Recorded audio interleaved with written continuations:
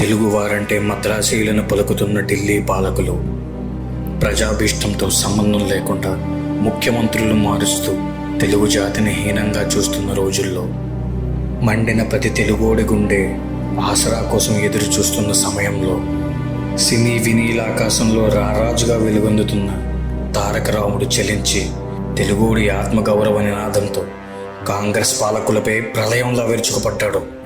ఆ ఆవేశం నుంచి, ఆ ఆత్మగౌరవ నినాదాల నుంచి పుట్టిన తెలుగోడి పార్టీ తెలుగుదేశం పార్టీ. రైతు కూలీల రక్తంలో నుంచి, నిరుపేదల కన్నీటిలో నుంచి, కష్టజీవుల కంటి మంటల్లో నుంచి, అన్నాస్తుల అక్కందరలో నుంచి పుట్టింది ఈ తెలుగుదేశం. ప్రజాభీష్టమే తన అభీష్టమై ప్రజలే దేవుళ్ళన్న నినాదంతో ప్రతి పేదవాడిని పలకరించాడు, ప్రతి రైతుని ఓదార్చాడు, ప్రతి యువకుణ్ణి రగిలించాడు. ఒక్కటే నినాదం, ఆత్మగౌరవం, తెలుగోడి ఆత్మగౌరవం.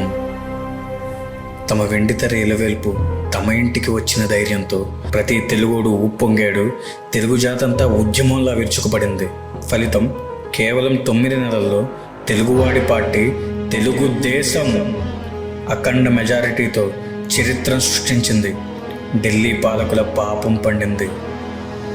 నందమూరి తారక రామారావు నేను శాసనము ద్వారా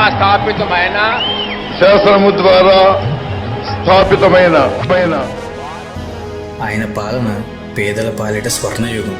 కిలో 2 రూపాయల బియ్యంతో అన్నం పెట్టి అమ్మయ్యాడు. ఆడవారికి సమాన హక్కుతో అన్నయ్యాడు. మద్యపానం నిషేధంతో ప్రతి కుటుంబానికి పెద్దయ్యాడు. పటేల్ పట్వారీ వ్యవస్థను రద్దు చేసి బానిస సంఖ్యలను బద్దలగొట్టిన సంఘ సంస్కర్త అయ్యాడు. ఆ ప్రజాదరణ చూసి మదమెక్కిన ఢిల్లీ నాయకులు మారీచుడి ద్వారా మాయ చేయాలని చూశారు. కానీ వాళ్ళకి తెలియనిది, అక్కడ ఉన్నది తెలుగు జాతి సింహం, మొనగాడు నందమూరి తారక రామారావు అని.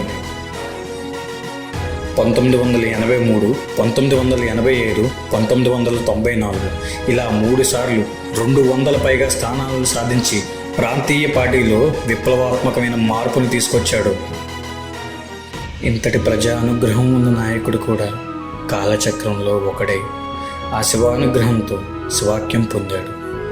ఒక మనిషికి సహాయం చేస్తే మంచి మనిషి అంటారు, ఒక ఊరికి సహాయం చేస్తే గొప్పవాడంటారు. కానీ ఒక జాతి మొత్తాన్ని మేల్కొలిపి జాతీయ జెండాలా తల ఎత్తుకునేలా చేసిన ఆయన ప్రతి ఇంట్లో దేవుడయ్యాడు. ఎన్టీఆర్ అది పేరు కాదు, ప్రతి తెలుగువాడి ధైర్యం, ప్రతి తెలుగువాడి గర్వం.